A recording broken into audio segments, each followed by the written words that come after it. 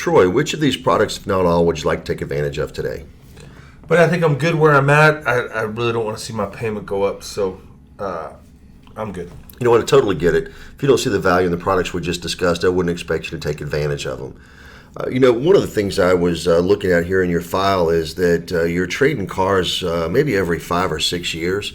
And based upon that time frame, I got to tell you, that makes you a great candidate for a vehicle service agreement. Share with me your thoughts about that product. It's not something I'd ever use. I don't have problems with Toyotas. That's why I buy Toyotas. So if I don't have a problem with my vehicle, why would I spend $3,000 or $4,000 for something I'm never going to use? All right, let me just jot some notes down. So the first thing is you just don't have any problems or haven't had problems with other Toyotas. Nope. And can't see the value in paying for something you wouldn't use potentially. And any other thoughts or concerns about the product? Not really. Okay, so just to recap, it's just really about the fact that you've never had problems with any of your previous vehicles, and the money doesn't make sense based upon your experience. Sound Absolutely. Right? Did I miss anything there? Not at all. All right. Kind of curious, when you think about the vehicle you're purchasing today and the car you're trading in is pushing 6 years old, what's the biggest change in the car that you're trading in today versus the new one you're purchasing?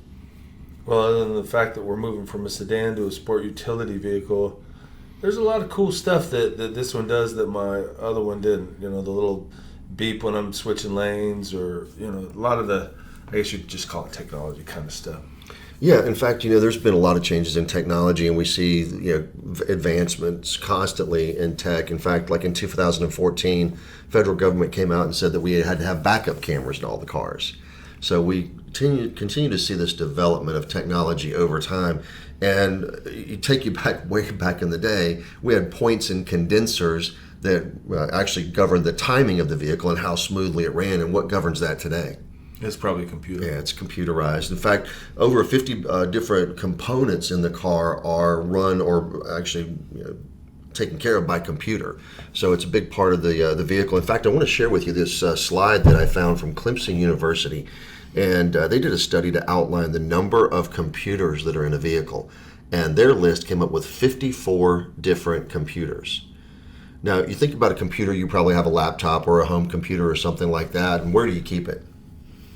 In my room, in a bag, or the one at the house is in a kind of closet almost. Yeah, so you take care of them, right? Absolutely. And you make sure they're in the right environment. And what's kind of interesting about computers in cars, some of them are very simple, but some of them are a little bit more complex, and they operate under the harshest of conditions. If you had to guess, what do you think the temperature is in your engine compartment? Where I live, it's got to be 5 million degrees. It's because it feels like it's that outside, so it's got to be a ton worse in the car. So a couple of 100 degrees at least. I would imagine probably a couple 100 degrees, and you've got steam coming up from the road, and if there's precipitation outside the inside of the car or under the hood, moisture, that get kind wet. of thing. Yeah. So these things are operating in really very harsh environments, and thinking about the fact that Clemson came up with 54 different computers in the average vehicle and the environment that they live in.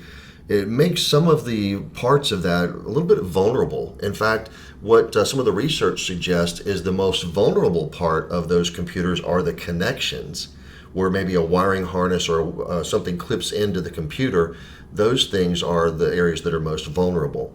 So based on this idea that you've got a big change in technology, you're moving from one type of vehicle to the next, with things like lane departure and blind spot monitoring, and they're all things that are driven by electronics.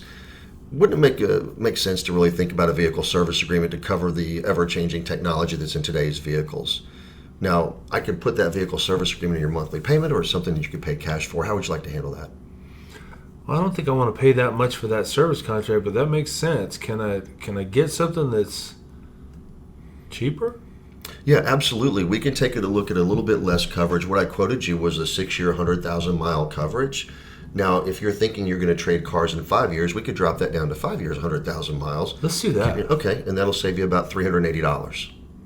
Perfect. So that increased my monthly payment to $38. About $38, $39, yeah. Let's do that. Fantastic.